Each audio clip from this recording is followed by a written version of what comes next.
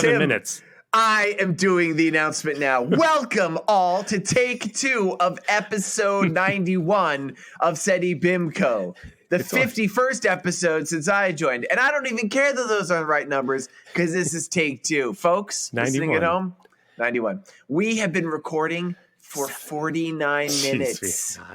We already recorded our entire episode about this movie, Lair the White Worm. And Tim, understand I'm doing finger quotes here, forgot to hit record.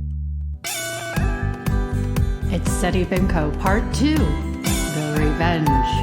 The show where we create revenge sequels that nobody wanted. It's Seddy Bimco Part 2, The Revenge. Where we watch movies. Yes. Make up revenge sequels. And we pick a wild card question. And we already picked the wild card because we did last time. And for those of you who know, no sound effects this time. No reaching into various things like bedpans and whatnot. Most likely to write a memoir. That's right, a complete memoir about getting a flat tire in Fuke, Arkansas. Which of the characters from this movie, again, 1988's Lair the White Worm by Ken Russell, is going to be most likely. We make it up on the spot. And then after that, we're going to spin our own individual revenge themed sequels to this. Mm-hmm. The bad news is Tim and I will often try to see if there is any lighthearted revenge news stories in the world. There wasn't, because revenge is normally dark and sordid, so nothing lighthearted happened. We were talking about Great British Bake Off. You don't have to keep saying that. No, but I'm just letting them know. People, you want to know our hot takes? You've heard us talk about this before. It was good stuff. I'm not going to repeat it, though. I had a pretty fucking hot take on the winner. Yeah. Tell us. I tell you, I was rooting for the muscular lad. And the joke is, all 3 of the final contestants this year, guys, muscular lads. Muscular in the head. Well, there was the one guy who had, this is true story, folks. If you haven't watched it, first off, if you're not watching British Bake Off, I'm sorry. I just actually had this conversation with my mom. She's like, I hate cooking and all it stands for. And I'm like, Ma, this is a good show. My mom, oh my God, wait, side story. Tim, I was just at my mom's last night. My mom is a wonderful woman. She's a great mom. Mm-hmm. One of the worst cooks I've ever experienced. It's not even that she's a bad cook. She just doesn't put any effort into it at all. So I should have realized. She's like, what time are you coming out tomorrow, huh? And I'll cook some chicken. I'm like, oh, cool. Maybe mom's trying around doing some cooking. Tim, get out there. There's these little chicken balls about a little bit smaller than little balls of chicken. Little fried balls of chicken. Balls? Oh, she cooked them in an air fryer. They were frozen. They were pre-prepared. Okay. Reconstituted mashed potatoes and what I'm pretty sure was frozen cream spinach. And the mashed potatoes, this was my, I'm sitting like, say, Ma, did you make these mashed potatoes from scratch? Knowing that's unusual for my mom. And she looks at me, she's like, what do you think? And my brother laughs at me, just points at me because they're but I'm like, Ma, there's lumps in it. It seems like real mashed potatoes. She's like, that's a special mix you put in. So I'm eating this. I'm like, what are these lumps? Why are there lumps in these reconstituted mashed potatoes? Yeah. It was, Mom, if you listen to this, I love you dearly. But this was sub airline food. Plus she gave you spinach. That's the favorite food of most George O'Connor's hated nemesis Popeye. I know. I said, how dare you? But here's the thing, Tim. I ate it and my bicep swelled up to 4 times. And that tattoo I have of a battleship on my bicep? The gun's fired? It fired a gun and blew out the side of my mom's house. It was amazing. And that's to say, in the British Bake Off, I was rooting for the muscular lad. Okay. Which again was all 3 of them.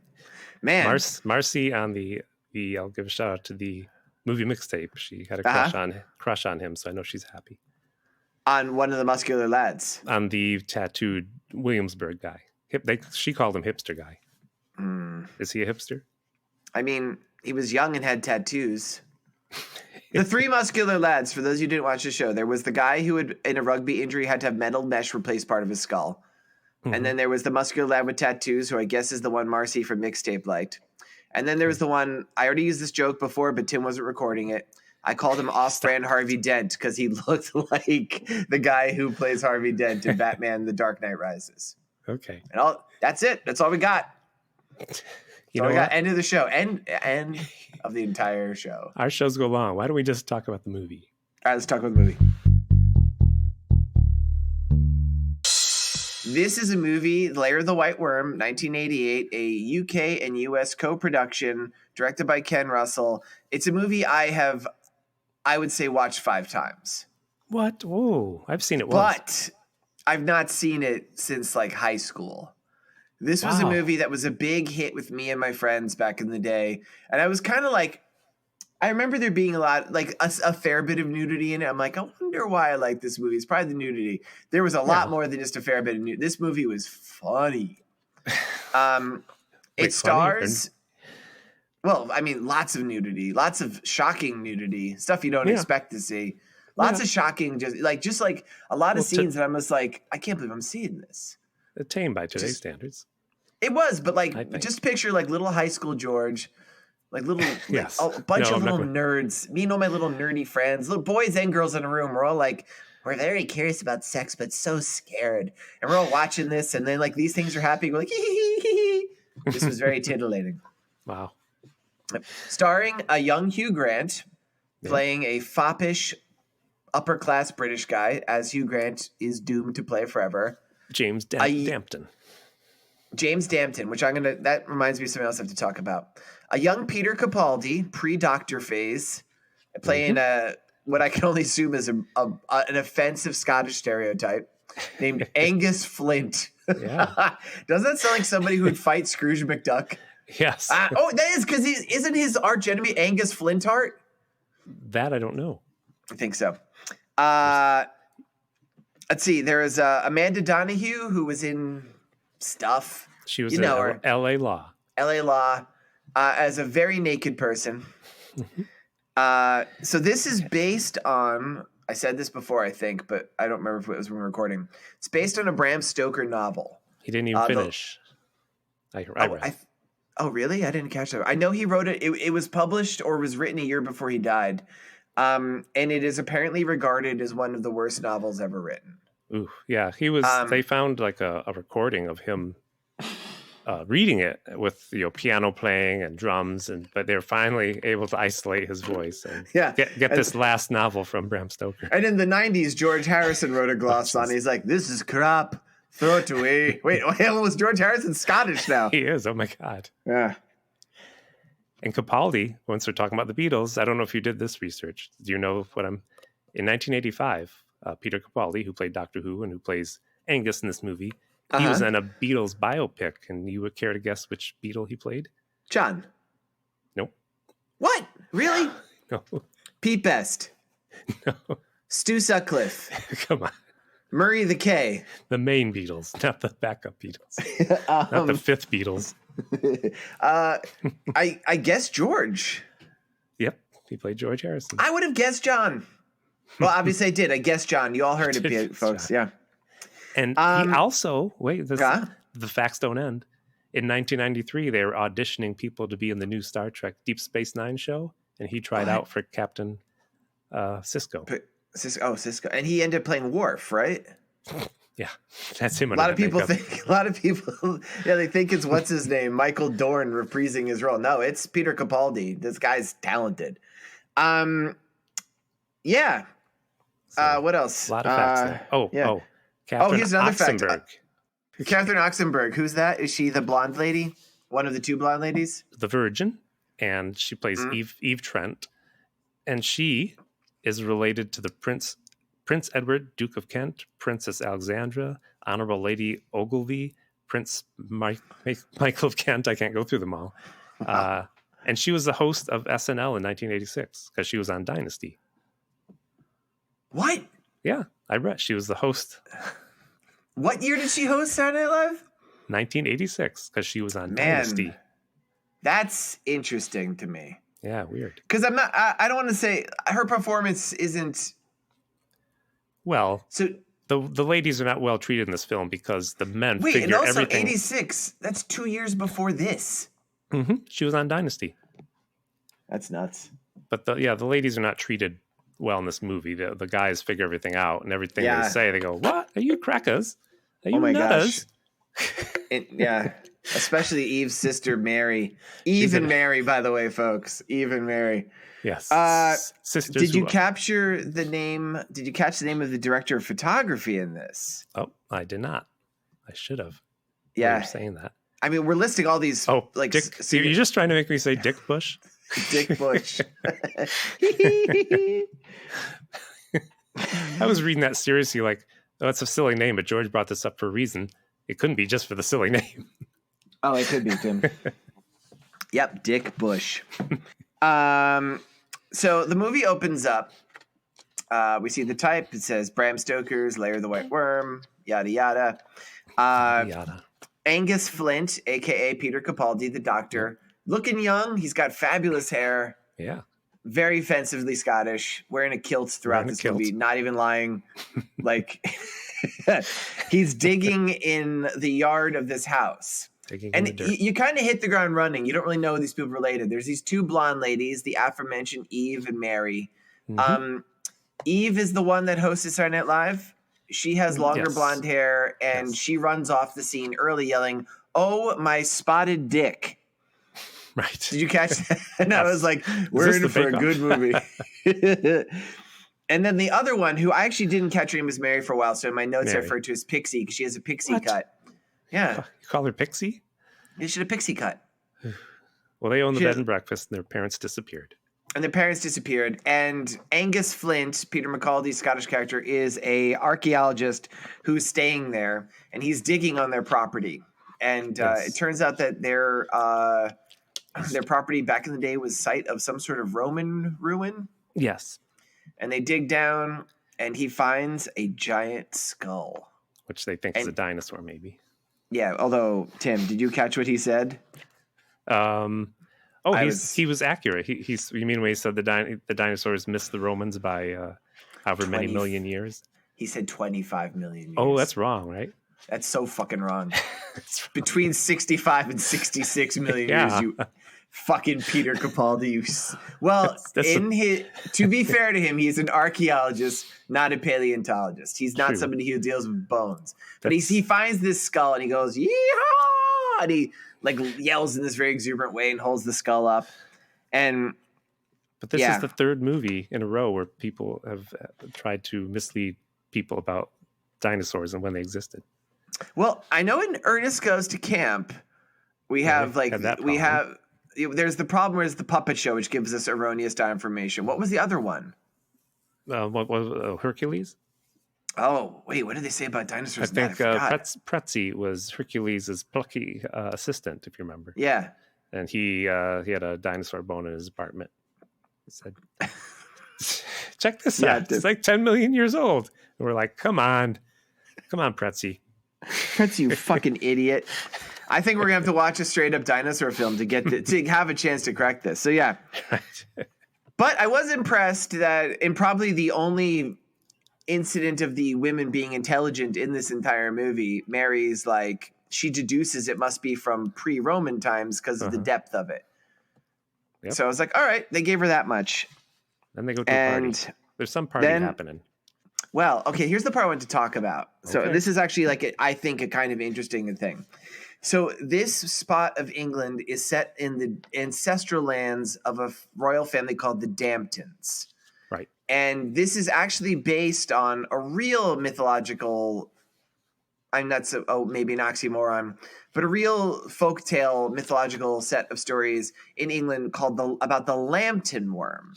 Yeah. Tim, you ever heard of the Lambton worm? I haven't until I saw this movie. Here's the story. Well, this is the Dampton. They changed it slightly. But basically the Lambtons around the time of the Crusades were like a royal family in England. And the younger son of the Lambtons, one day, rather than go to church, he decides, I'm going to go fishing. And he's fishing while the Lord's Prayer is being uttered in the nearby church or something. And he pulls a horrible worm out of the water. And he's like, ew, the worm's gross. And he throws it down a well. Then he goes off to the Crusades for 4 years. While he's on the Crusades, this worm gets very big, crawls up to an area in England. You can actually go see this called Worm Hill. Worm Hill is like a hill with like a weird ridge around it. It looks like a worm maybe squeezed it. Worm, by the way, we should mention, means dragon in Old English. Oh, okay. So this thing comes out, starts eating people's cows. It's a real menace. Or coos. Nobody could deal with it. And when he comes back from the Crusades, he realizes this is the same worm he threw down the well. And whenever people fight this dragon, this worm, if they cut a piece off, it just rejoins again. Like silly putty, right? Mm-hmm. So he comes up with a really ingenious way of killing it. I'm not making a joke, by the way. This is all real stuff. I know you're waiting for me to drop something silly. This is a real story. So right. The Lambton heir, he takes his suit of armor from the Crusades and affixes it with all spear and sword handles, blades. Okay. So he's covered with blades like a porcupine. And one plunger. And one plunger, just in case, because you never know. And he wades out into a deep river and challenges the Lambton worm. And the Lambton worm circles its coils around him and squeezes him as his way of killing its prey, but he is covered with these blades. So as it's covering him, he's sliced into small chunks, and because it's in a river, these chunks are washed away downriver. Unfortunately for Lambton, he himself loses his foot, and he falls and is being swept away, but thank goodness he had that plunger, because it's stuck to a nearby rock, and he was stuck there. And you could still go to this part of England and see the plunger with his suit of armor stuck on it. And he's in there screaming for help, yelling oil can.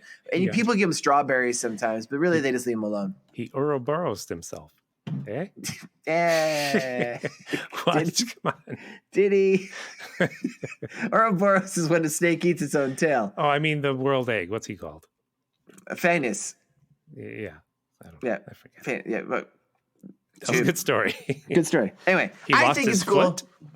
Did you say he lost his footing? He lost his footing. He fell. Oh. But then the plunger stuck on there. I was working with your plunger thing. Look, folks, you may not know this part. Everything up until the plunger was a real account. So this is kind of the basis for us. They make the Damptons, and this is the anniversary of this. If you go to really where the Lambtons live in England, there is a big celebration. We go to this party, and it's like the fucking Pogues are there. So we go and they're singing. Do you like the music? Because I'm going to play it here. I mean, yeah, play it. You like it? Oh, Dampton, once he met a worm. He killed it with a head. I don't know. Very Irish.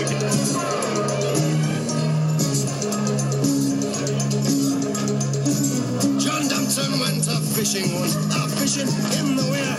He caught a fish upon his hook. He thought, look mighty queer. Did you like it? Now because he said, and then he milked a dozen coos. No. What does he rhyme with coos? No, it's cows. I know, but what's he? You're only saying coos. You need to rhyme something. Then Lambton, he just read the news, and then he milked a dozen coos. Like you had to do something like that. Yeah. He did not lose. And then he milked a dozen coos. And then he made a big old poos. No more poop jokes. So they tell that story again that George just told, that this is celebrating the killing of the Lambton worm, which is the Dampton worm, which is a big white worm. None of the rejoining stuff I just mentioned, so I don't know why I mentioned this stuff. It's a pretty cool party, honestly. Yeah. There's lights flashing. The band is a bit pogish. If you like the Pogues, you'd like it. I thought it was the Pogues. I don't think it is the Pogues. No, I don't think so. Because I typed to Google Lair the White Worm and Pogues, and really nothing came up. So just ugly Irish people singing Pogue style. They had a big puppet of a white worm. Yeah. Yep. Is Mary the one that says all this fuss of a big worm, or does Capaldi say that? I think Mary says that. Because she lives there. I'm like, you don't know? Yeah. And that's the thing. Capaldi is our entrance character. This is all new to him. And Mary, I didn't. Mary. She says all this I'll tell you something about worm? Mary. Are you crackers? Are you nutters? She had her voice too. You a bit I don't know how to describe her voice. Like there was something about her accent, and she had a very sing-song voice, but she was like, her thing was to repeatedly be like, "What are you talking about? You're crazy!" Like that's her every reaction to everything. It is, and it's just like after a while, it's like, "Oh, you suck." She does. You notice? Yeah, well, we'll get to it. What? Well, on the way home from the party, I don't want to. Yeah. Oh. She's like, well, the only thing that happens at the part that we should mention is we also, Angus Flint and Mary meet Eve's Mary's sister, her sort of boyfriend, who is the current Lord Dampton. Yes. Who is Hugh Grant. Yes, and he is being so Hugh Grant-y and just being like, oh, I'm Hugh Grant. I'm a fop, but very handsome. Oh, are you enjoying that food you're eating, Angus? He's like, yes, very much. Not a lot of people like pickled worms. Oh, which I guess he really was eating. I didn't look that up because I thought that must be not real. Yeah, I'm sure. I feel like this was like the Scottish equivalent of the English equivalent of the dinner scene from Temple of Doom. Like, I'm like, they don't eat pickled worms. Yeah, they're just trying. England was just trying to say that Scotland. Does this take place in Ireland or? That's the funny thing, right? It's. I bet you if we look it up, it takes place in some of the contested areas. Because a lot of the characters' accents are very Irishy, but we have the Lord and we have the Scot. It's definitely not Scotland because he's the guy who doesn't know what's going on. Did you know that Dampton was like, we need more chastity belts. The maids are always getting into trouble.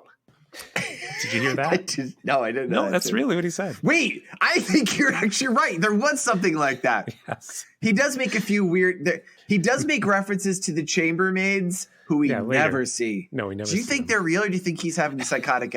Because I mean, here's the thing: we know a little bit about royalty in this day and age. Most of the time, they're super poor. They have a nice house and they can't keep it up, and they make it a bed and breakfast or something. This guy has a butler. He seems like Batman or something, but he keeps referring to these chambermaids who nobody sees. I think it's an elaborate ruse. He's like, there's chambermaids everywhere. I'm super rich still, totally. They don't have chastity belts. They'll catch hedgehogs with their pinafores. And I hate cleaning those pinafores. What's a pinafore, Tim? It's what you wear over your dress. No, I was going to say a pinafore is a poking a balloon nose. That was terrible. Wow. I quit this podcast. Mary and Angus take a shortcut home where Mary's parents disappeared in the past. Yeah, for some reason. and we learned this and she gets really emotional about it. So it's year. It's the worst way to tell a story, right? It's pretty bad. Yeah, so we learned a year before Mary's parents went for a walk. They kind of know even specifically where and disappear without a trace. Right. And since that time, she and her sister have been running the bed and breakfast by themselves. And then, a car comes it scares him. Comes driving through the woods with no lights on. And Angus is like, why are you so scared? It's a car. She's like, we're driving through here with no. I'm not going to do her accent. Driving through here with no lights on. They must be bonkers. Yeah, they must be. Hey, must be stark raving mad. They're not nutters. But then she says, my boyfriend died on a motorcycle. So Angus is like, okay, that part too. I'll kiss you. He asks if she has a boyfriend. And she's like, he died on a motorcycle. So he kisses her. Well, I guess you're single. That was funny. I'm going to interject here. You're going to hear us dealing with a lot of the silliness of this. The director claims this is a comedy. Yeah, it is. Don't you think so? I think it is. It's weird. It's really weird. It's an interesting. So he kisses her. They get home and they get into the bed and breakfast where they live. Angus and Mary, who's the girl with the pixie cut, and there's this cop in the house. Yeah. He's like, well, I made myself some tea. It's a bed and breakfast. Using the hot water bottle from one of your people staying here, who we never see, just like the chambermaids. I'm going to say something about this cop physically. Oh, yeah. Guy's got some weird eyes. He's got Jack Elam eyes. He's got some real Jack Elam eyes. You know who Jack Elam is. If you go listen to our episode of The Creature of Black Lake. We talk about Jack Elam extensively. He was a character actor of the 70s and 60s and maybe 80s who had gotten in a pencil fight with a Boy Scout and was stabbed in the eye. He definitely did that. Definitely. And he had a weird wonky eye. This guy's eye makes Jack Elam's eyes look like they're normal. Like his eyes are weird. They're weird. And he's there at the house, which I'm like, this is sinister. Like, you don't like to come home and there's a cop in your house. No. But he has news. He's like, we found your father's watch. And he pulls it out. They're like, where'd you find it? We found it in the cave. And she's like, oh, let's have a watch for it. Well, that's confusing. She goes, are you nutters? That's all she says. Yeah, everything is nutters. So they're gonna have a search to see if this leads any information. Yeah. In the morning about that. And, Cut. Sorry. Yeah. Cut to the Temple house. We should have mentioned this, Tim. This is where the car. They were went. walking home. They were crossing the property of what seems to be another maybe royal family that lives in the area. And they live in a place called Temple House. And when I say they, it is one person, Lady Sylvia Marsh. Yep. And she's played by Amanda Donahue. Yep. She's always dressed up sexy. Always wearing like glossy leather and or latex or underwear or naked. That's every scene in the movie. That's every scene. Yes. And the cop shows up at her house. Oh, he's out in the yard spying on the house because someone said someone was there, and he gets bit. Oh, by they a mentioned snake, that there was somebody remember? there, and he gets bit by a snake. And she comes up behind him, and she is dressed. Actually, yeah, she's wearing white Very leather nice, in this like thing, a suit. and a 3/4 hat, Yes. like you would see in Revolutionary times. She's carrying a torch. It's a cool outfit, honestly. It is. And she invites him to the house, and we are treated again. Picture air quotes to a close up of this. All right. Again, this guy's an old English guy with weird eyes. Yes. His feet are right in the camera, his bare feet. It was awful. And she's sucking the poison out of the bite. Yeah. And he's like, oh, thank you. Yeah, thank you for sucking the poison out. And then if you look closely, Tim, What? she don't spit out that poison. Oh, I didn't She look drinks that blood. She drinks it and goes, swipes her hand. that. Something's up with that lady Sylvia Marsh, I said to myself when I first watched this as a kid. He didn't get a clue when she was sucking venom out of this guy's Well, that was a ankle. big clue. Yeah, and then she swallowed it.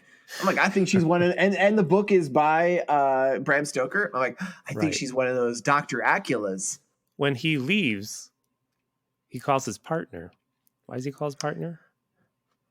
Oh, no, wait. Actually, before Tim, it's kind of a funny scene. When he is spying on the house, he calls his partner for backup.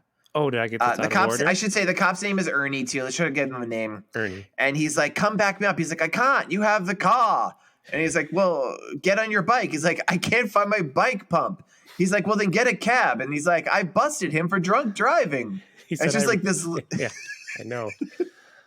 I arrested the taxi driver for doing dental work without a driver's license. Man, yeah, in England, you need a driver's license to do dental work. It's weird. He said, I can't come. I hurt my bum from my annual fall down Piccadilly Lane. His bum. That's so British. And then he said, I'm going to curry a lorry with my lift. And I don't even know what that means. Just that's English words. And then he said pudding. He said, I can't come. The bangers and mash I ate are not sitting well with the blood sausage I'm thinking about eating in about 10 minutes. He said, I can't come. I dropped all my crumpets on the sidewalk and people I was going to say crumpets. have tread on them with their pimisoles. Pimisoles? That's not a word. Plimsolls. Sorry, plimsolls. Plimsoll. But you say it plimsolls if you're British. Do you? Do you, Tim? So I'd come, but I'm still sad about the Beatles breaking up 18 years ago. Is this a secret list? Did you just sneak in a list? No. I can't come. I just got a call that a mongoose has eaten or stolen one of Prince Charles's favorite slippers. We're all on the case. You make fun of mongoose. Mongoose figures into this movie. It does. Yeah. The Beatles also figure into this movie because Peter Capaldi killed John Lennon. Jeez. No, he just played George. Same thing. What else? You know what happens here? I suspect that Lady Sylvia is a part of the Smithsonian because she goes over to the house and steals that skull. She's stealing the proof. We should mention it's the next morning. Yeah, I'm sorry. It's the next morning. Angus Flint and Mary have gone out to look for her parents' corpses with the cop. And Amanda Donahue, Lady Sylvia Marsh, shows up wearing like this kind of like black leather ensemble. Slinks into the house. Like this woman doesn't walk. She slinks everywhere. Yep. Finds the skull, holds it up in an exultory fashion, leaves. And as she's leaving, she sees a crucifix. Yeah. Tim, this is when I began to suspect something else is up with Lady Marsh.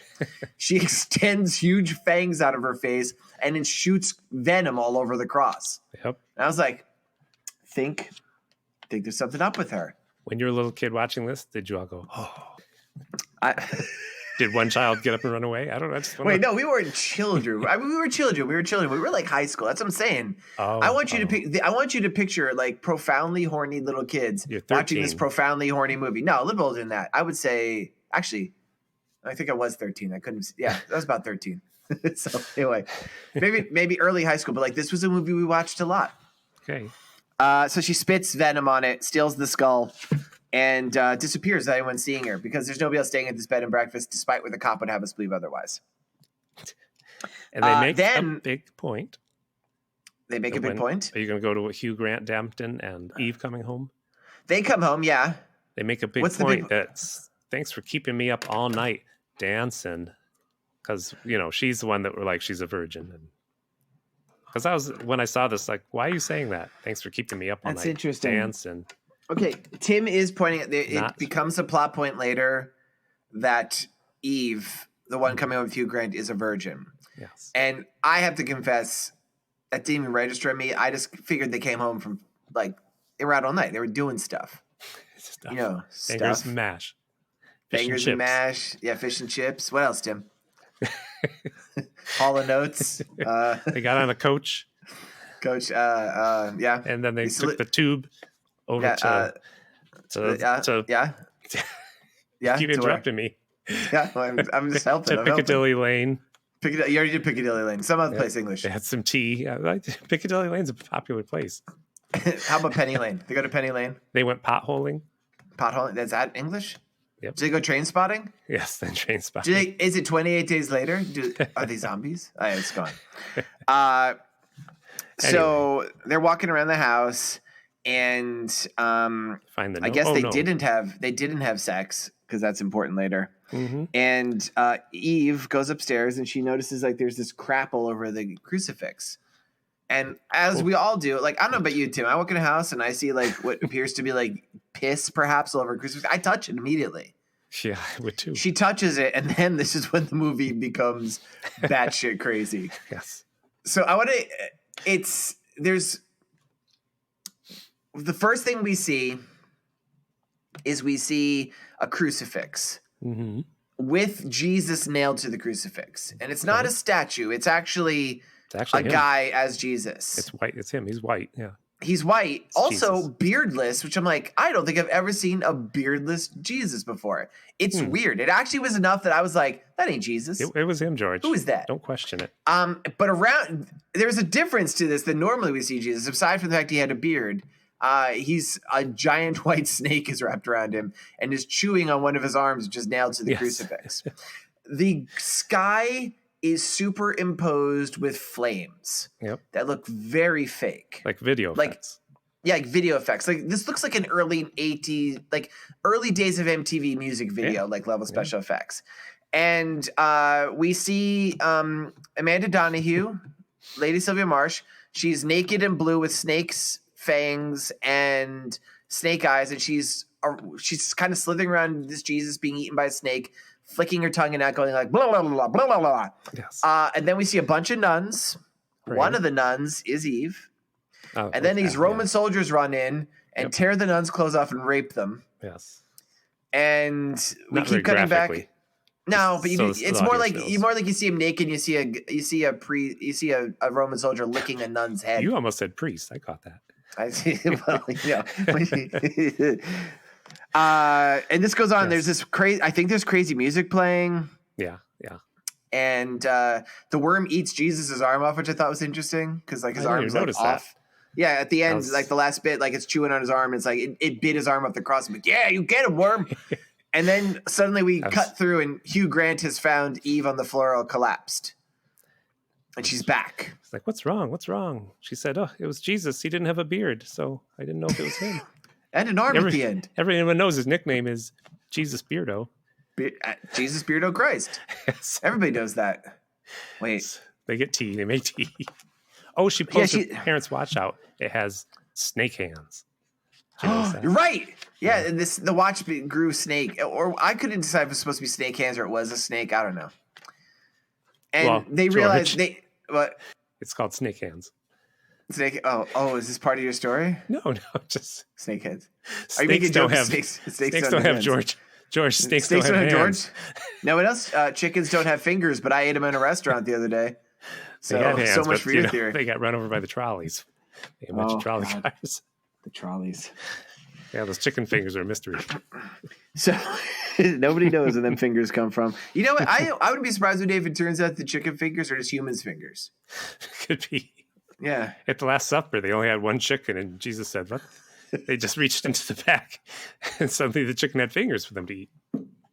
Like, it's a miracle. And but you know what? It turns out he was really just breaking fingers off Judas's hand, and that's why Judas turned on him. He's like, "Fuck you." All right, now that we've become sacrilegious, Snake has the hand of Snake hands on it. She was Eve is very reticent to mention what happened. She's like, "I'm okay, just blacked out." Like, that's okay. Like, just blacking out something you do normally. And then they step outside and they see that before he left in the morning, that Peter Capaldi had excavated further and he had uncovered a Roman era marble mosaic on the floor. It was a fucking snake around a crucifix, just like what she imagined. It's true. So then that's when Angus Flint and Eve's sister come home and they're like, "We didn't find any dead people." They notice the skull's been missing. They handle it pretty well. Mary says, "And also, my grandfather died horribly in World War II." And Capaldi pulls out his condom. He just takes a banana that's in the kitchen, puts it on, and waggles his eyebrows at her suggestively. Huh? I think I waited too long with that. People, if you wind up this episode backwards. No, that's a callback. People, let's explain the joke. That's a callback to the fact that when he heard about her parents dying and her boyfriend dying, he kissed her. Now he hears about the grandfather dying, he pulls out the condom. How will this escalate? Your guess is as good as mine, folks. I'm betting there's going to be some room ram Jim jamming when somebody else dies. All right. He just wants to know she's a good Christian girl who worships Jesus Beardo. Right. So here's where we are. Eve had a weird hallucination about that she was a nun, Roman soldiers, Jesus. Hugh Grant's fopping around the house. He goes home and he just misses. He doesn't give a little. They're called chum scouts in England. He doesn't give a little chum scout a ride. I didn't pick up that. Chum scouts. I wrote down a rather tragic young boy. This poor kid. Didn't you see his hat?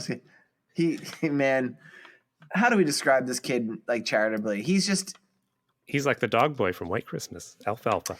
He thinks like Alfalfa. He was a boy who was too old to be a scout, who was a scout and just had bad posture, was just kind of really schlumpy. But why was he in the rain in the middle of nowhere? I think it's because the coaches weren't running due to the fact that mongoose stole Prince Charles' slipper. And probably Prince Charles, Britain was in mourning. They were for his slipper. It's a week of mourning across our great nation. Then he gets the next car pulls up. We've seen this car before. Why? It's Lady Sylvia Marsh's car. She's dressed to the nines. She's like, "Get him, boy." She's driving on, of course, if you could picture this, people, because the English are so crazy. She's sitting on the right-hand side of the car, and he's sitting next to her, and she reaches down to shift her gear, and she's showing some stocking. Yep. She's showing some thigh, and this little pig boy is like, "Oh," he doesn't know what's going on. They go back to her house, and she's like, "I can't." He's like, "Can you just drive me to the hostel? We're gonna eat chicken tonight." And she's like, "No, I couldn't possibly put you out in the rain. You're so cold and wet. Let's go back to my place to warm you up." It's like, okay. And he's like, "Okay." And they cut to the house, and they're playing in England. It's not Chutes and Ladders; it's Snakes and Ladders, the board game. Yep. They're playing. Wait, Tim, I just got it. Snakes. What? Yes, snakes. And also ladders, because there's ladders in the movie too. Because they use a ladder to put Jesus Beardo Christ on the cross. Right? Well, no, when they put Jesus up on the cross, he had a beard, and the cruelest irony, they shaved him. He's like, "How will people know I'm Jeebus?" They're like, "Now they won't." They put the ladder away. Well, they had another ladder because they had to paint the back of the cross white. They were like, "Why? When you explain that, I don't know. Why white? No, you have to explain that. I don't. Why white cross? Why white cross? Is this one of your weird white power things you're bringing in here? They paint the back of the cross white to absorb the sun so that it's slightly cooler on the back. Reflect the sun, Tim. Yeah. That's what I said. Okay, so we go to the inside. The son of God is offended by that sun in the sky. Oh, there you go. It all makes sense now. Yeah, you saved it. You asked me a question. I'll finish it. Yeah, you got a problem, you'll solve it. Check out this hook while the DJ revolves it. Be careful what you start. Yeah, I will. Well, speaking of, they start a game of snakes and ladders. Little pig boy, his outfit has been changed out. He's just wearing a big robe.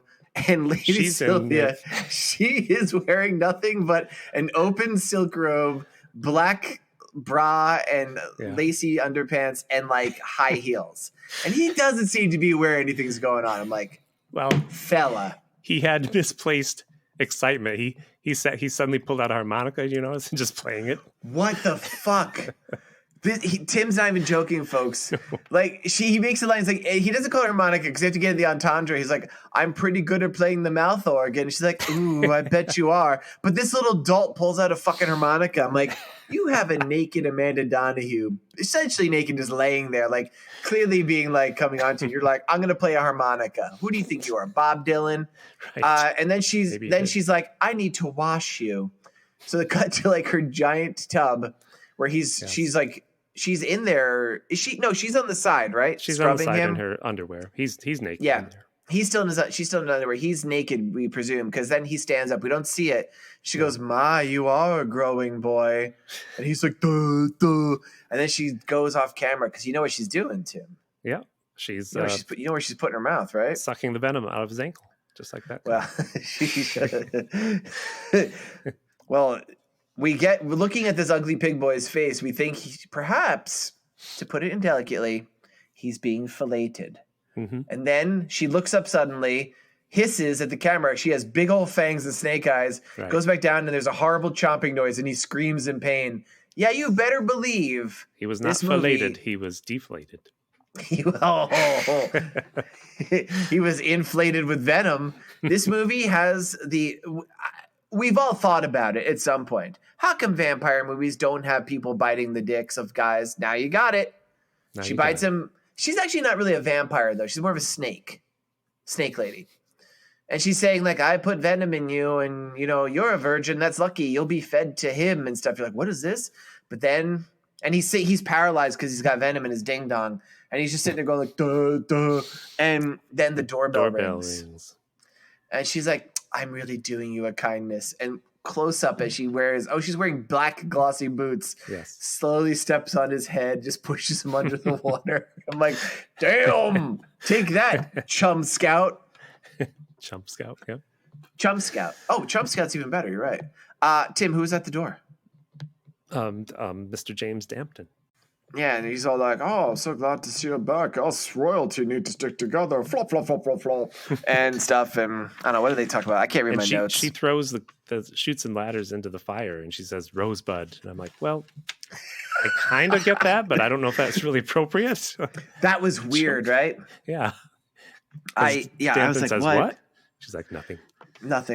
And then, and she does that because he's kind of realizes what's up with her, but he's also like, she's hot and almost naked. Mm-hmm. So he's kind of like being little and like, he's kind of seduced by her. Maybe it's a little hard to tell. Yeah. And she's acting like she had this like really traumatic experience with snakes. And he's like, that must be why you're sitting here playing chutes and ladders by yourself, or snakes and ladders. And she like, is like, oh, and like, it's this weird thing. And then she kisses him. Mm-hmm. And then he leaves. I don't know this scene. This scene was weird. But James goes to bed. We meet a character I love. Alfred the butler? His name's Peters. Peters the butler. All he says is, yes, my lord. Yes, my lord. But he goes to bed, and that's after seeing her, he has this bizarre... Not Peters the butler. This is Hugh Grant. Hugh Grant Lord goes Dampton. To bed. He falls to bed staring at a painting of his ancestor killing... the Dampton worm on his wall. It's like a medieval painting. It's a painting of the guy with the armor and the plunger. You mean? Yeah. He's got a plunger. He's like sticking it on the snake's face and going back and forth. It's like, I'll unclog you. And then I think it'd be fun if you actually talked us through this dream sequence. Talked us through it? Yeah. That means I did the last one. I need a break. Did the cat lay? You need a break? Yeah. No, I don't mind. I'll take over. All right. It's a whole phallic dream because they get on the Concorde, which is shaped like. Well, first he walks into the cave we see in the future. Yeah, he walks into the cave. First, in his dream. He goes into the painting. He walks into the cave. It's really funny. He's superimposed. He's wearing a pilot's outfit. I'm just giving details that are important here. I want to paint a word picture for your story. So it's all very phallic. There's the Concorde is in the cave. I get it. We get it, George. The Concorde is the cave. Stop it. Who's in the Concorde, Tim? The Lady Sylvia. And Lady Eve, Sylvia, she's one of the stewards. And even Mary. And even Mary, the stewardess, and someone else. That we don't realize. Dead parents. Dead parents. Oh, you do, because you look, the dad's holding the watch. True. So they are in seats, and it's like a private Concorde. It's really fancy. Yeah. Like, I guess maybe that's what the Concorde looked like inside. I never flew the Concorde. The girls get in a girl fight, and Dampton has a pen in his hand and mimics getting an erection. And it's so funny. Like, he's watching them wrestle on the floor. There's so much stocking showing. They're like basically licking each other as they fight. The whole time, Mary's just doing like this fasten your seatbelt stuff as Lady Sylvia and Eve are like wrestling, pulling each other's clothes. And he's holding this pen, and he's just like, it's just a little pen. It looks so unimpressive. And he just slowly points up. I'm like, man, I hope that's not what you're packing, Hugh Grant. What is important to mention, I think, for the plot is Lady Sylvia is going around giving drinks to the parents and is trying to give a drink to Hugh Grant's character, who won't take it because it's like this green looking liquid. And you get the impression, oh, she's using poison on these guys. At some point during the cat fight, when they're fighting on the ground, the dad gets up and walks out of the front of the airplane. Yeah. I don't remember that. Oh, yeah. This is kind of important because then Dampton gets up and follows him, and then he's back in the cave. And then he wakes up because Peters is there smashing shit in his room, like just being the loudest butler ever. Oh, sorry, Lord, am I being loud? Bam, bam, like banging shit together. I wanted you to know the Traveling Wilburys will be touring England this summer. That's weird. They're not even together yet. Wait, 88? Also, just to 88. This movie came out. Just also to remind you, 18 years ago, the Beatles split up. There, I got you.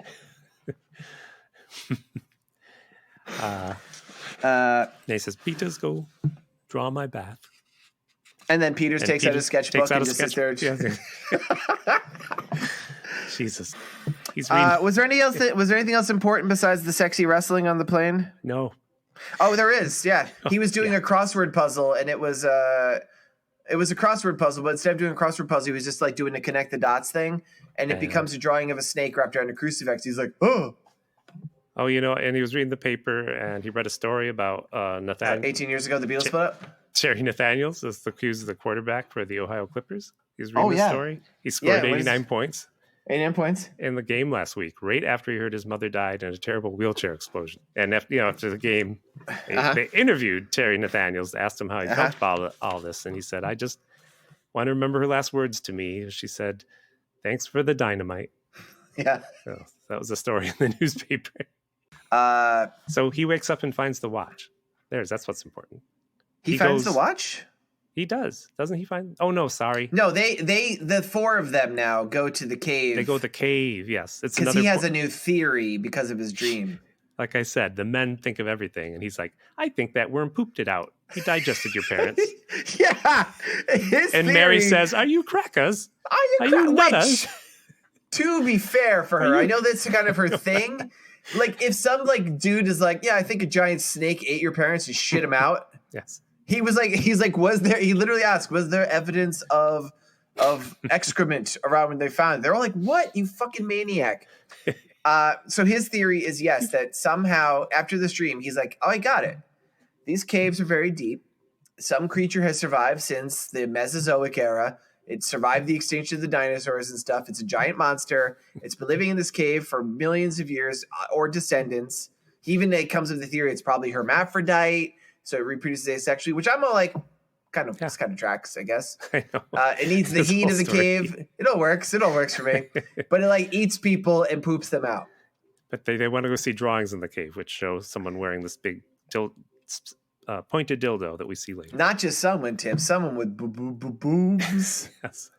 And they make some circa 1988 comments about that, like. You won't be needing men anymore with that. I'm Angus Flint. I'm Scottish. I became a pirate midway through. They found some writing on the wall that said, for a good time called Mary. Mary's like, oh, that's bonkers, it is. So Oh yeah, he makes a bad joke, but when they try to be funny, they're bad jokes because I think What was the bad joke? either Angus or Dampton says, "I've heard of penis envy, but that's ridiculous." I'm like, haha. No, that was terrible. Mm-hmm. I want to say that I want to blame Angus for that one, honestly. So they're doing this stuff, and like, you know, obviously the idea of her parents being maybe poop is upsetting to Eve. Eve walks off. She's like, "I'm going back to the car," and she's walking in the car, passes by this tree, and up in the tree is Lady Sylvia wearing like red latex head to toe. Yes, and like just like I'm like, "How did you get up there?" And she's like, "I was looking for a kitten and I climbed up to help it. And silly me, it came away." And we realize she's using her powers to ensorcel her. yes, And she kind of like, ensorcel? That's a word. I think I think that's actually come up in this very podcast that you were like, ensorcel, and I looked it up and proved you. Ensorcel. All right, now I'm looking it up again. Taking a break, ensorcel. So she takes Eve back to her house and tells her to disrobe. And I noticed something about Eve. What'd you notice about her? Well, she is related to royalty. And every time she's about to get naked, they don't really go all the way with her like they do with Lady Sylvia. And this is such a sexual movie. I was surprised. Like she never disrobes completely. This is true. We see a lot of Eve in her underwear. I don't know if when like there's a scene where she's a nun if we see her naked, but it also, I mean, if she was on Dynasty, that also makes sense. Oh, maybe. More than the royalty thing. Well, did you hear, this is a side story, did you hear who they offered the role of Lady Sylvia to first? I did, and I forget. Tilda Swinton. Oh, that's right, yes.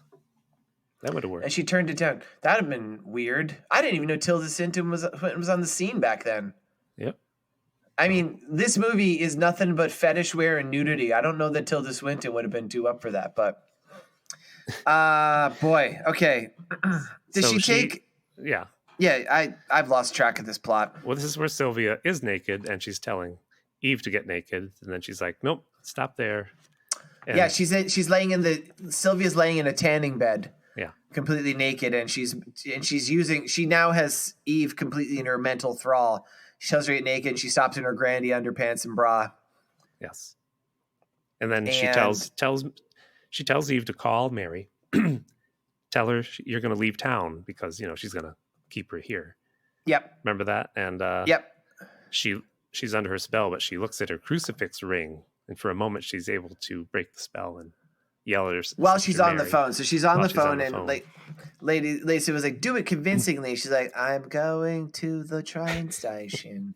And then she sees her crucifix. She goes, "Ah!" And then they're just like, "Well, that's weird." She called to say she was leaving. I know, nothing and about the screamed. Oh yeah. And then Mary goes up to the room. She's like, "She didn't take any of her clothes. Should we be concerned about this?" And Hugh Grant's like, "Yeah." She never gets on the coach to go down the tube. Go to Piccadilly Circus. Well, this is when I was actually kind of impressed, because a lot of times these movies, people really kind of wait a long time in order to agree that this is what's happening. Like when there's something weird. Oh, yeah. They're pretty much on board. Well, the two men are. It does take Mary a little bit longer. Like, oh, yeah, clearly there's like an evil snake goddess here. She's an evil snake priestess. Yes. We do learn that the snake is Lady Sylvia's god. She tells this to Eve. His name is Dionin. Mm-hmm. There's all this stuff. And so they make a plan and they decide, well, she's a snake lady. She obviously is going to be captivated by music play. Well, okay, so here's the plan. They know that Lady Sylvia is a snake. She has your sister. Hugh Grant gets Peeves. What's the guy's name? The butler? Peters goes get his father's records, which happen to be music that charms snakes. Yeah, well, the one side is, the other side was like belly dancer music, and like Peters gets like a fucking boner just talking about it. He's like, "Oh, that music is quite randy." It's like, why are we watching this old man get turned on by music? They go up into the roof of his ancestral home. They play this music, and then we go and we're like in Lady Sylvia's house, and there's a. I was pretty excited to see this, Tim. A little statue of a dinosaur, a little T-Rex, and right behind that is a big basket, like a wave basket. And for whatever reason, Lady Sylvia's been sitting in that basket, I guess, because she rises up like a snake holding the top. I'm like, why are we in the basket, Lady Sylvia? I know. And she kind of does this weird, sexy dance. She's all dressed in black and slinks out of the house. And the second she gets out of the house, Mary and Angus go inside the house. Right. and they're skulking around. He's like, look, there's a statue of this one English, what is it? Marcus Cassius. Nobody has statues of that guy. He was an evil emperor. And then they go into another room, and there's this old lady. She's not that old. She's probably younger than us. Yeah. Am I skipping anything? Yeah. Well, Lady Sylvia went to the Well, we know Damptons. Lady Sylvia, she's going to Dampton's house for a date with Destiny. But before that, because before they see this lady, and we can tell by Mary's face, she's like, it's me, Mom, it is. And she comes up all teary-eyed. She's like, oh, Mom, how is you? I missed you so. And Mom turns around with snake face, bites her in the neck, and like, oink! And like they fight her, hits her with a log. She disappears. And I'm like, did they kill her? Did they kill her? Because I've forgotten. It's been years since I'd seen this. Then we go back to Hugh Grant fopping around in his place. And he's on the phone talking to Angus because he wouldn't talk to the women because they don't know what's going on. And he's like, yes, what you said, the music's working like a charm. That's great. And then the lights go off. He's like, oh, hold on. I think I have a reptile here. And he hears his butler scream. The butler's dead. Butler gets fucking murdered. Well, he told the butler the best part, George. Said, yes, you're right. Go lock up the chambermaids. And Peters goes, lock up the chambermaids. Yes, my lord. I don't know. He's like, I don't Again, these chambermaids.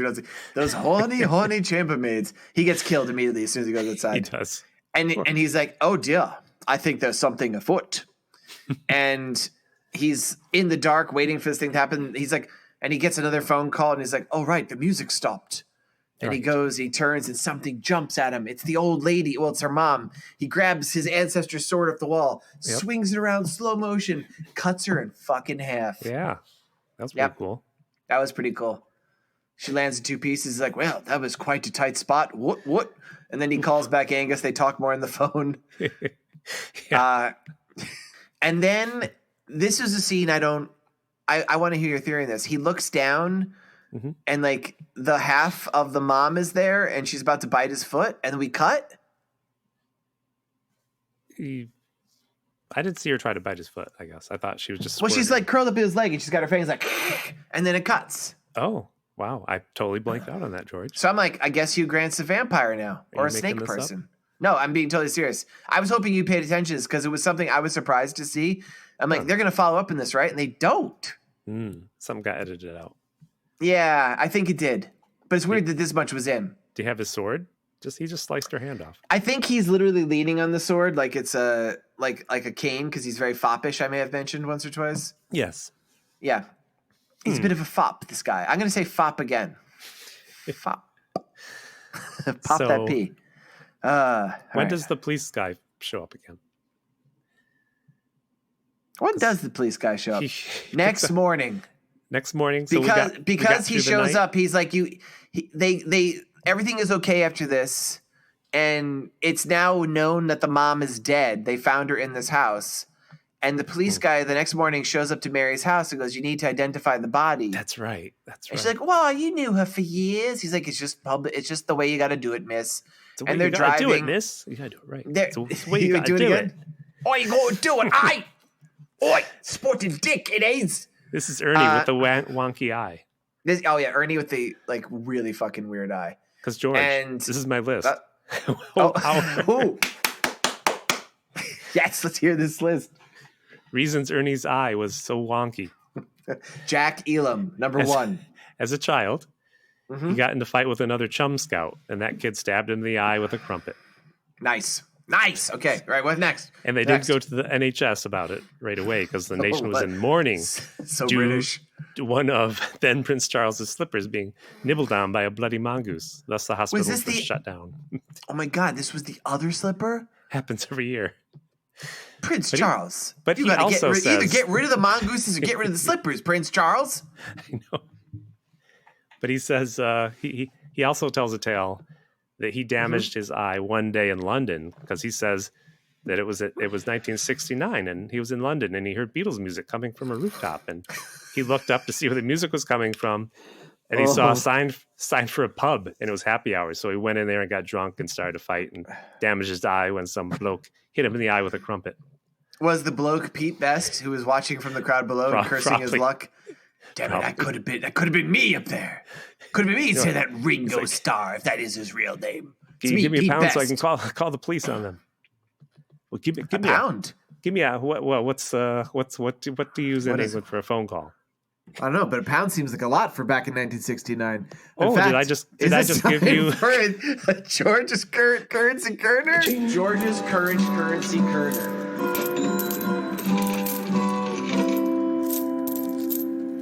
I have to look this up because I was not prepared for this one. I'm gonna call the bloody coppers on them, disturbing my bloody peace. I'm just trying to pray to Mr. Jesus Beardy Christ.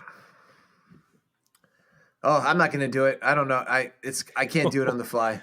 Let's just say it was failure. a lot. It was a lot of money. Failure of the George's current currency. What music don't play do I the play? theme song. Just play a sad trombone. Okay. So I'm lost what happens here, but they attack the house because by this time Angus, he's got a mongoose. I don't know where he got a mongoose. Oh, here's what happens. Ernie, the cop with the weird eye, takes Mary to the house, that's right. He's like, "Oh, we gotta go pick up the lady." She's like, "This isn't the way to the police station." She's like, "Oh yeah, we gotta go pick up Lady Sylvia first." She's like, "You're gonna take me to possibly having the same car." This car, by the way, is like tiny. 2 feet like by his 2 shoulders. It's so small. And she's like, I don't feel comfortable with this. I'm going to wait out here. And she realizes, like, as he gets up, she sees, because she has put a big bandage over her bite marks on her neck. She sees he has bite marks too. Like, well, a big bandage too. And she realizes he's probably a snake. So he becomes a snake. And it's kind of like his eyes become red and they're not looking the right direction because of his eyes. I don't want to pick on this guy because he can't help it, but he looks kind of funny. So he's this like doughy, middle-aged, super British-looking cop with one eye going one with the other one. His fangs are so comically large that he has to keep his mouth open super wide. There's no way he could wrap those around anything to bite him.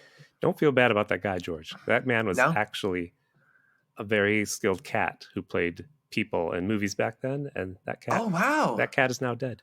That cat. So don't worry. You know what? To make it super sad, I bet you this guy's dead too.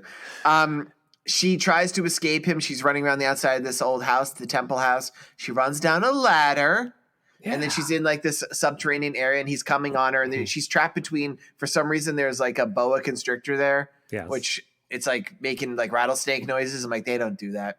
And he's advancing on her, like walking slowly, and then we hear bagpipe music. Yes. And he turns and she turns. She's like, who the fuck's playing bagpipes now? It's Angus Flint, full on, wearing like his Scottish tartan. He's got like the little beanie in his hat. He's not wearing underpants. He's playing the bagpipes. And he basically gets Ernie, the cop, to like kind of like come at him. Like he's kind of swaying like a snake, but it's not sexy like what Lady Sylvia does. It looks like he's a drunk. No, well, maybe if your thing is, and he's kind of teetering and he keeps backing up and like the music makes him come at him. He's kind of like, I didn't understand that. It's weird. It's a little bit. And then then he charges them, he pushes them, and there's this sundial that looks like a snake and he pushes Ernie onto it. What's a funny scene? Angus runs out of breath. He's like, I can't blow it anymore. He's blowing the thing for so long and he charges him. He shoves him. The sundial stabs Ernie through the head and it pops out his eye. And his poor eye. Everyone, so wonky. That's the entire fucking reason that Ken Russell cast this guy. He saw this guy at the Copen Call and he's like, he whispers to Dick Bush, his director of photography. He's like, I want to do a scene where that guy gets his eye poked out. And they're like laughing, like, which one? They both like it's mean. That's the entire because the whole time you can't look at this guy and not think about that eye. And then the eye gets poked out. Do you think maybe they shot the shots out of order? This is his first scene he filmed. And they're like, whoops. Let's get that eye back in your head. Put it back in. Put a Band-Aid in the back. That's what the bandage was, Tim. And that's it wasn't a bite mark. It was where the thing went through the back of his. This all makes sense now. This whole movie was an elaborate ruse to cover the fact that they killed a police officer. He has the power. He has a mongoose. He lets the mongoose loose in the house. It runs behind a curtain. Where did he keep the mongoose, George? It was in his. He had like a sash. Oh, I thought it was out of his knickers there. He doesn't have knickers on. Remember, he just has a kilt. It came out of his kilt, I thought. Anyway, because there's that scene. Because like he lets it loose. It runs in there. You hear it die off camera. Lady Sylvia runs out, blue and naked. She says, "Is that a mongoose in your kilt? Or are you just happy to see me?" She knocks him over, bites his knee. And he goes, "Ow!" He's left to be sick, but he injects himself with something. We're like, ooh, he's got everything. Because he was doing his work. This guy mongooses. He's an archaeologist. He doesn't know when dinosaurs died, but he knows other shit. And she ran down to a cave. There's a cave under the house where the worm, I suppose, is going to come up. He's got Eve by the way, tied up there. Yeah, it's called Temple House because that's where the temple was back in Roman times.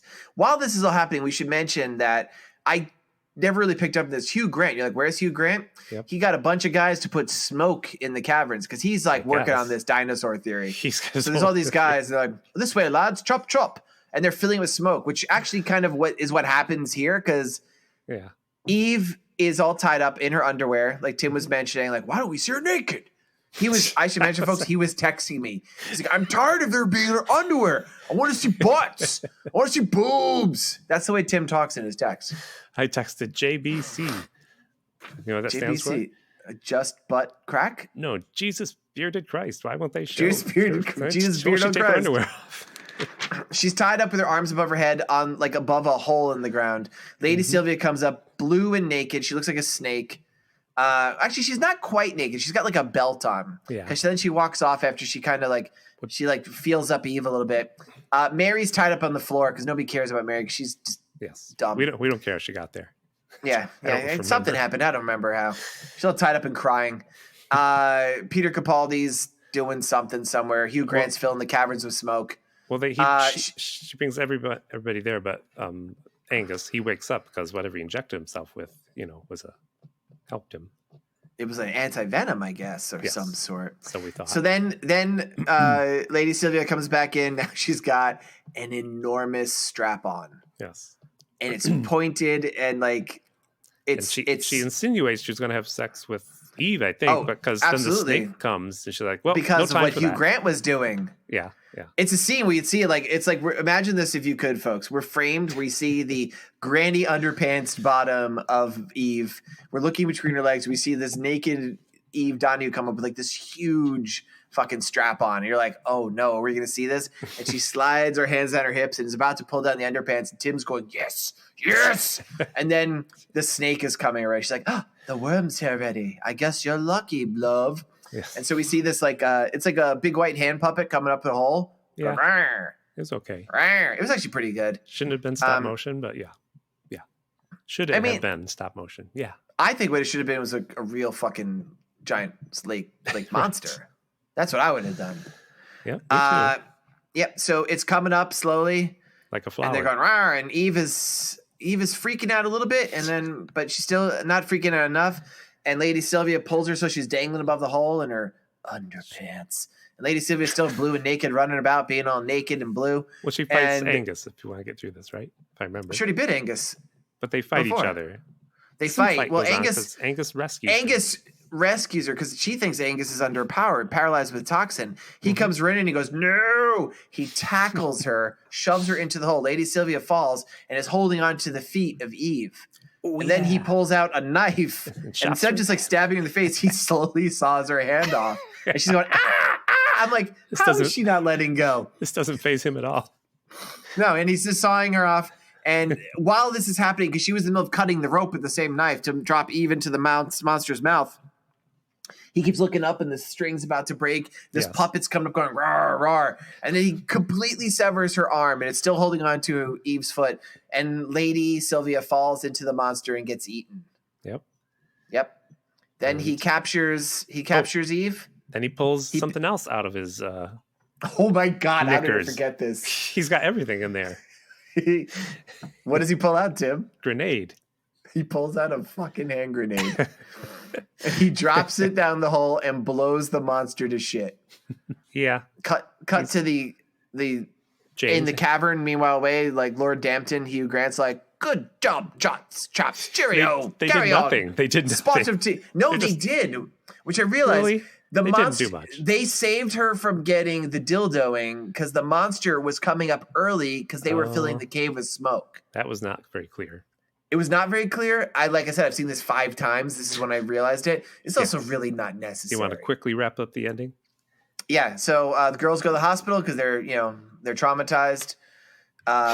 Hugh Grant comes and Angus says, "There's a giant snake down that hole." And Mary says, "Are you nutters? Are you crackers?" I'm gonna go to the hospital. No, they don't say hospital there. What do they say in England? NHS. They call it the pub, right? Yeah. The pub, yes. I go to the pub. So they're at the hospital, and Hugh Grant's like, "Oh, well, that was quite a deal, eh? Good, Angus, old chap." He's like, "Indeed, it was." Then Angus gets a phone call. Mm-hmm. It's from the NHS. Funny enough, you mention it. "Oh, sorry, Angus. I don't know why I'm doing a voice. Been trying to get in touch with you. Turns out that snake venom we gave you, that snake anti-venom, it was to treat arthritis." And he's like, "So this wouldn't help against snake bites?" No. And the nurse, who's just like, "No, but you won't run into too many right now." Listen, stupid. How often you get people asking for anti-venom? Don't you think there was maybe a situation where I was worried about snake venom, they asked for this, and you fucked up by giving me arthritis medicine? So he realizes, and you see him kind of like, "Oh no." And they get back into Hugh Grant's fancy car, and Hugh Grant's like, "Fancy a bit of lunch?" Yes. A bite, and he goes, I want a bite." And he waggles his eyebrows. Yes. The end. The end. Because he's a vampire of snake now. Yes. And that was the story of the snake cult. That was the best movie. I will still say, no, I don't know. This was like, it's weird. This was a good movie. This is a new year. I don't think it was too good for Seddy Bimco, though this was kind of good. Yeah, it was fun. It fell into a weird thing. Like it was having a lot of fun with itself. Yeah, I know. We joke, but we skipped out. There was another scene where all these naked blue guys come running out. There was a lot of weird shit we left out. And they go over the other top animal cults in England, like the Natterjack Toad cult. That they knock your crumpets on the sidewalk. That's what they do. Yep, they do that. The hedgehog cult. They kill you with cuteness. The Hedgehog Appreciation Society. Yeah, they roll hedgehogs at you. No, they kill you with cuteness and steal your crumpets. Oh, is it all crumpet related? Yes. It's all crumpets. Stick to the script, George. Yeah. Okay. Well, I didn't realize. All right. Let me see. The Bristol Toad Appreciation Society. They stick crumpets in your dumper. How's that? Is that good? That's good. Yeah. All right. This movie made me realize I'm going to give all my movies Jack Elam ratings from now on. Five Jack Elams mean we had a crazy, wonderful old man to enjoy in this movie. I give this 3 Jack Elams because our policeman was not an old man, but he was kind of crazy. He was definitely crazy. He definitely had the Jack Elam eyes, but is 5 the highest score? Like if Jack Elam is in a movie, it's a 5? Yes. And a movie with no Jack Elams, like say Choppers, is that a 0? Well, no Jack Elams and 1 dead Casey Kasem. That's like a very bad movie. But he didn't die. He only comically got blown up. Reference to previous episode. And actually, that wasn't even Choppers. That was Girls with Thunder Strip. He is dead, George. Oh, in real life. And, it's then, yeah. You don't know he's dead. The whole thing, his family stole his body. Oh, yeah. He had a crooked wife, right? Yeah. Yeah. Wherever you are, wherever you're hiding, I'll find you. Revenge. One of us will die. One of us will die. I will not let Cindy take my place. I will have. That's him. Wild card. Wild card. Okay. Oh, I just burped. Tell me what it is. I forgot. Most likely 2 hours to ago. write a memoir about changing a flat tire in Fouke, Arkansas. Which character from today's movie? Oh, that's tough because this is Scotland. Oh, of course. Not Scotland, England. Angus will get a grant from his teacher to go look into the bipedal ape-like creatures seen in Fouke. That's interesting, Arkansas. Tim. See, I was actually going to say it was going to be Hugh Grant.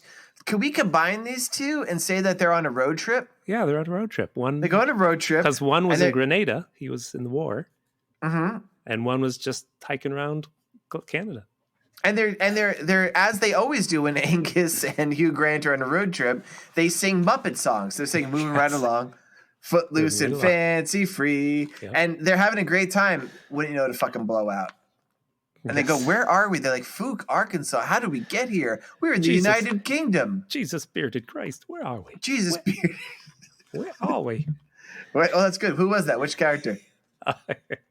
That'd be Angus. He would say that. Wait, that sounded more like Hugh Grant, though. But Give us a Scottish accent. Do a good Scottish accent. Let's hear it. I can't do it. Ack! That's just your mom. when you do your mom. That is my mom voice.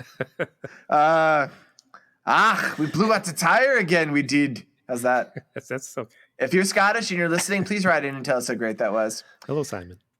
Here's the thing. I think, though, it happened to the two of them. I think Tim is right in that the one who actually writes the memoir is Angus. Because it's not really referenced in this, but I'm pretty sure Hugh Grant's illiterate. And they're changing their tire, yeah. Changing the tire, and he's wearing his kilt. Yep. And a bunch of hillbillies come along and say, "Hey, you look pretty, boy." And they flip up his kilt? What's underneath that kilt? And they beat him to death for being a transsexual. Sorry for cross-dressing. I thought you saw this ending coming. No, I figured they flipped up the kilt and he had hand grenades under it and just blew them all to hell. That could be better. Yeah. But no, Tim, we know how you feel about that. That was a funny joke. Yeah. You're going to say, okay. I guess this one just trails. This is just another on the latest pile of ones that trail off. No, that's how it ended. That's how it ends? They didn't write a memoir. They died. Who wrote the memoir? Well, Mary did. She said, kids, "Are you nutters? You got beaten to death by rednecks? You're crazy." These two little kids, they go out searching for the monster, and the storm comes. They get stuck on a boat, Tim has and the monster's helping them. You better They find the diary of Angus. It's like day 5, lost in the swamp. In case you're confused what's happening, listen to our previous episode, Boggy Creek 2, Return to Boggy Creek, about the worst movie. Is it really? Yeah. The Boggy Creek ones get enough numbers for us, but that one sucked. So Angus left his memoir to be found by his children. Okay, I like it. And they made paper airplanes out of it, threw them on the swamp. And no one ever read it.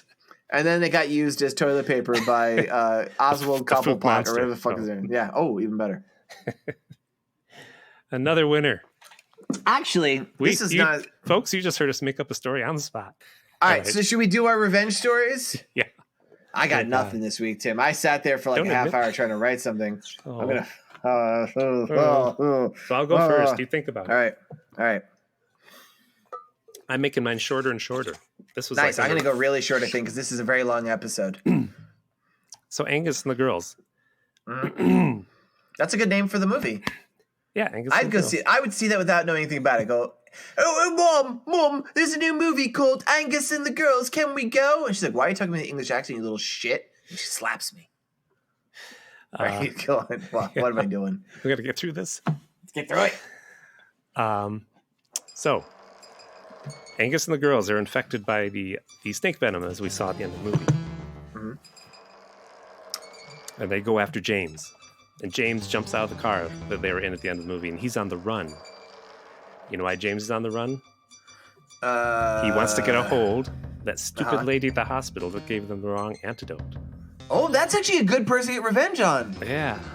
But she gave the wrong antidote because she just got a telegram from her American son who was born on the 4th of July, and he was wounded in Grenada and confined to a wheelchair. And she was distraught about the news, and that's why she sent the wrong antidote. And her assistant tried to tell her, but he boxed his ears. Oh, was his assistant Dr. Gower? Yeah. No. All right, nice. No, young James Stewart. Stop boxing my ears, Dr. Gower. Thus, she's on her way.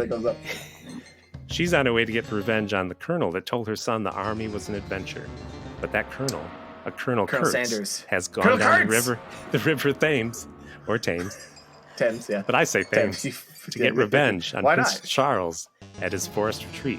Because Charles shut everything down for a state of mourning due to a mongoose having stole his favorite knickers. The day he shut everything down was the very day Kurtz was to have his big fat Greek wedding, and Charles ruined it. But this is just that was the end. But Prince Charles was on the run because he wanted to get revenge on that fast-running hedgehog who stole his favorite bangers and mash. But this hedgehog was hungry and on the run because it wanted to get revenge on the snake that had eaten one of his children. And that snake was known as the White Worm of Dampton. But the White Worm was dead, killed by Angus and the Girls. Thus the hedgehog... Blown to fuck by a hand grenade. Yeah. The holy hand grenade of Antioch. Thus the hedgehog went after Angus, who was after... Because he was mad at him for stealing his revenge. And he was after Dampton, who was after the doctor, who was after Kurtz, and on, and thus the circle was never ending. This is was like the snake, Ouroboros. Ouroboros! close. I I realized got you it were in. doing nice. Terrible. I give myself 3 3 Jack Elam's. no No. Jack Elam's and No. 3 no. 3 dead Pat Sajaks. Yeah, that's 3 what- dead. Oh, is he dead? Yeah, George. Wait, is he really? His family stole his body. They put it on. No, not Pat Sajak. You were just talking about. Is Pat Sajak dead? Let's see. George just look at the internet every time I say something. As of this writing, Pat Sajak is not dead. Okay, that's a good one, Tim. All right. So raise your hand if you want help. Otherwise, No, I'm good. Good, I got this. I'm just getting into the zone. I had something, I just forgot it because I looked at Pat Sajak. You scare me that Pat Sajak is dead. All right, so here's the thing. Let's start the music. cool. Yeah. This is a tricky movie to get revenge for because, as Tim pointed out, at the end, we know that the nurse fucked up their venom situation. Antivenom. It was arthritis, which means I think both girls are snake people now. Mm-hmm. Angus is a snake person. There's that scene, kind of like that weird dangling modifier of a scene I mentioned, where Hugh Dampton looks down at the ground and sees the bisected form of Eve and Mary's mom That's right. at his foot about to bite him. So I think he's one too. So we're dealing with like essentially a race of lizard people. Ooh. They take over the family business. They're like, well, we got to find a new white worm. And they just start, they start throwing grubs in the hole. They're trying to make it work. Somebody else survived too, though. She'd been eaten only moments before after having her hand sawed off. But because he got a little carried away, as we know Scottish people do, Angus had thrown the grenade down, blowing the head off the white worm. Lady Sylvia was inside the worm and slid down the cavern again, protected by the meat of this recently deceased god. Okay. And she's like, Dianon has rescued me again. She uses his blood as a coagulant to seal off her hand. And she realizes she needs to rebuild her power. She needs to come back and steal her throne back from these usurpers. She goes to New York, where she's heard about a certain herpetologist there who's been making a study about regenerating limbs using lizard DNA.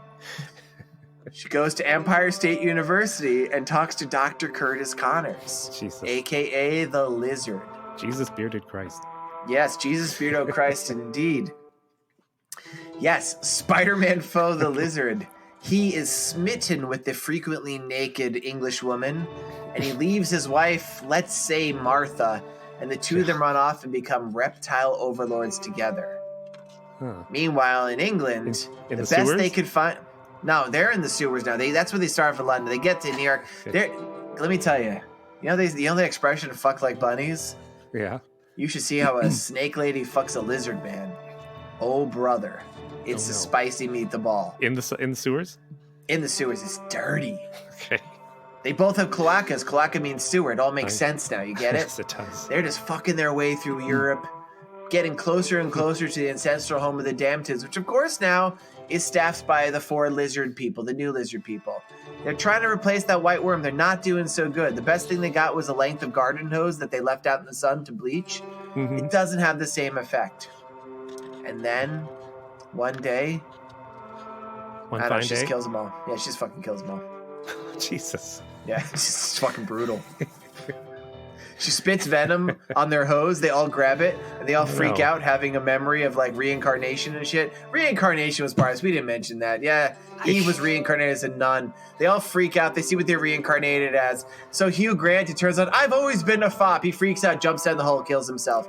Eve jumps down the hole because it turns out she was a nun who was ravaged by Romans. Mary jumps down the hole because she realizes she's always been an annoying person. Peter Capaldi, he realizes he's had like 9 or 10 lives before because he is a Time Lord. Jesus. All right. Yeah, he regenerates as a lady and has a few more seasons of adventures as the Doctor. I've given this story 2 Jack Elams, but 1 dead Jacqueline Kennedy. Is that how does that compare to yours? I have more Jack Elams, but I don't know if a dead Jacqueline Kennedy is a plus or minus. That's very bad. It's a lot of wait, cut the minuses. music. Cut the music. It's over now. Oh, post-credit scene? Bring the music back. Bring the music back. Post-credit scene? There's 3 shadowy figures watching this. They zoom out. It's the fucking Yeti, the Bigfoot, and the Loch Ness Monster. And they're like, why they mention us? We're not going to appear. The end. Drop mic. Boom. Okay. Huh? Was that us? How meta are you being? I don't know. That was the end of my movie. Oh, I see. Yeah, You they were stopped- like, because they were you like, confused yeah, me to stop the music. Tim, Oh, I okay. confused myself. I stopped the music and started the music. Start the music again. Coming next time on. Oh, wait, what was this movie called, Tim? That I made? Oh, yours? It's called The That Infinity made- War without so much Avengers in it. Yeah, actually, that's perfect. Yes. It's the Finite War. Okay, I give you. Also, it was released in the UK as Lizard Fuckers. I give you Uh-oh, am I losing points? Am I two giving- Jack Elam's and maybe one Governor Connolly. I don't even know. Oh, Governor Connolly, the guy who was in the car when John F. Kennedy's head exploded? Yes. All right, cool. How many magic bullets do I get? Some say two. I like this. We have officially succeeded in making this Too long. podcast unlistenable. I'll fix it. All right, I'll fix it. let's end this. There's All right. there's no emails. We're still No, jammed up. Too many people are writing in. Too many people. Slow down, people. We've crashed Gmail. You've crashed the Seddy Bimco server. All right, and And next week, I'm picking a movie. Whoa, what's the movie next week, I'm Tim? picking a movie. What is it? Well, George, Yep. All right, I'm Joe. super excited. Number one, it's only an hour and 11 minutes long. Oh, that's long. That's shorter than this episode. It's from 1976, filmed on some stock film. Looks like it sat in the basement for a while. I cannot find a Wikipedia page for this movie. Oh, this is a good sign. I can find the director. He made two other movies. Where can someone find this movie if not on Wikipedia? It's on Tubi. On and Tubi. it's called Crypt of Dark Secrets. Oh, It's goodness. a snake cult in Louisiana. Oh! You've seen this? No, I'm just Oh. excited we're doing another snake cult. And I scrubbed through it just a little bit. I want to make sure it wasn't a nudie cutie, but there is a naked dancing woman, just like in our Yes. snake cult movie we just saw. Is she blue and English? No. Guess we'll have to It's wait till next week. Louisiana. Louisiana, man. What? English people can't go to Louisiana? They can't. It's not allowed. No, they can't. Actually, yeah. I They remember. show up with their kilt, and some guys right up say, "Ooh, you look mighty pretty in that little dress." They flip the kilt And up then- and a hand grenade falls out and blows them to hell. Yeah, that's what happens. Of course, that's Scottish, but whatever. The Crypt of Dark Secrets on Tubi. You can't. I couldn't find a Bourbon. Wikipedia page, Wow. but it's on Tubi, and that sounds great to me. And we've talked too long. Love us and like us. Instagram, Seddy_Bimco. You can hear us on every place that you hear podcasts. That's all I have to say. Right? Yeah. So, yeah. So that's that. Talk too long. It's Happy New Year. Jesus, Beardo Christ. This is too Jesus, Beardo Christ, indeed. Let's end this thing. long. Okay. All right.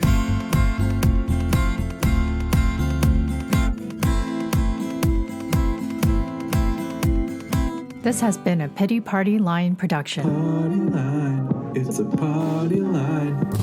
There's the Wallaby cults. They steal one of your... Wallabies not in England, but who Yes, cares? They are too. No, they're not. They're Australian. They're marsupials, you fuck. There's tiny wallabies. I looked it up. Oh, okay. That makes more sense. Yeah, why not? Because everybody knows the smaller an animal is, it could be anywhere. That's why there is the Nottingham Elephant Society in this, too. Because they're Yes. very small elephants. They're only 6 inches tall. They live in And, your like, garden. wouldn't you know it? They kill them with crumpets. They kill It's these insane. elephants with crumpets? Yeah, So they just cruel. fucking. It's very mean. They're like, I hope you never forget this, you fucking elephant. And they pelt them with rock hard crumpets until they suffocate. Weird movie.